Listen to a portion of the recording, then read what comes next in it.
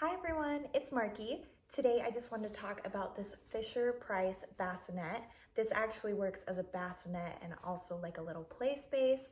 This is so portable and perfect for outside or travel or just in your home.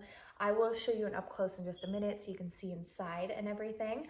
But it does have these two little developmental toys that they can play with. The mat on the inside is washable. You can remove the cover and it's also just wipeable. It is kind of a different, like one of those really smooth fabrics that are easy to clean. It's not like a rough fabric at all. So super easy to clean. It does have this canopy right here, so it has sun protection, and then it also has a second part that you can put up that will keep bugs out, help them keep away from the sun so you don't have to worry about them. I love this for like baseball games, barbecues, anything you're doing outside where you want to have the baby out with you too. Maybe the baby needs to sleep, maybe it just wants to play. Either way, you're good to go with this.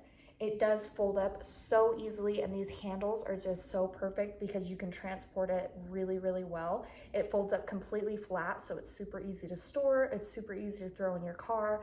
It's just great. So give me 1 second and I will show you what it looks like on the inside.